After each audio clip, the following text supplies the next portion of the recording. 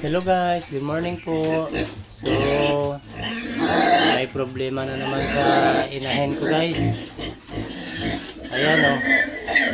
Bali, nakakatayo naman siya guys, pero palagi na lang siyang may higa.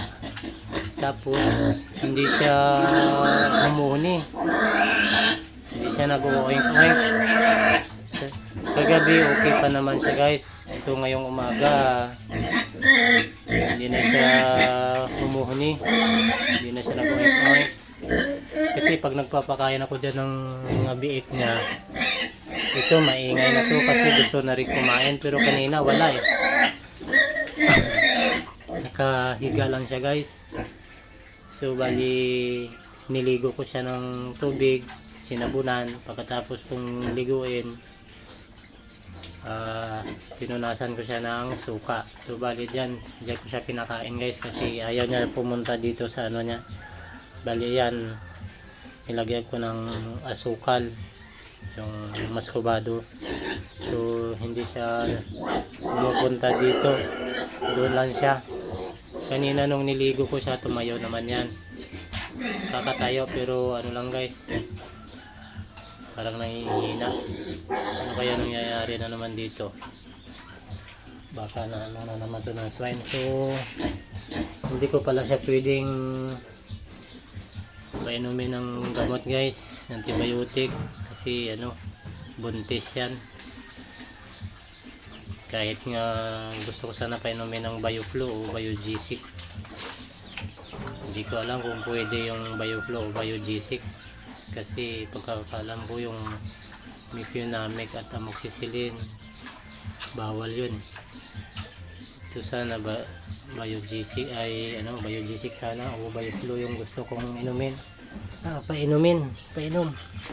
So wala pa naman siyang lagnat guys, kaya inaagapan ko kasi okay pa to kagabi. So ngayong umaga lang yung problema. Ito asukal to guys. Sana inom. Inom ka. Inom. Inom na. Kain ka na eh. Oh. Sen mo. Inom. Di. Ayaw. So ayaw pang pagkain siya ng puro feeds nga lang ito pinakain ko ngayon, para sigurado ko makakain.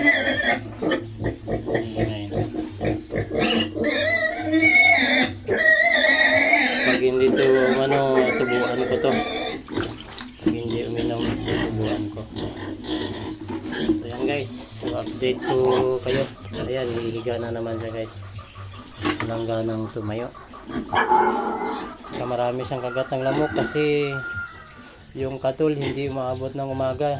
Hindi ko napapalitan. Dapat kasi mga alas 9 o alas 10 palitan ko yung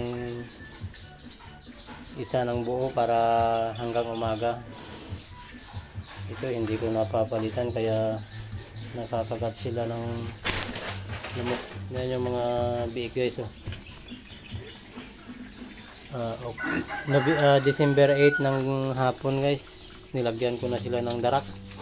So ayan, December 9 ngayon, bali ubos din naman nila. Ayan, so darak tsaka maraming feeds kasi kailangan talaga dito maraming feeds, tsaka yung darak pang pampabusog lang nila para hindi sila mabansot. So pag nasanay na to, pwede na to sa 50-50 na feeds, 50% yung hati na hati yung kanilang ng feeds at darak.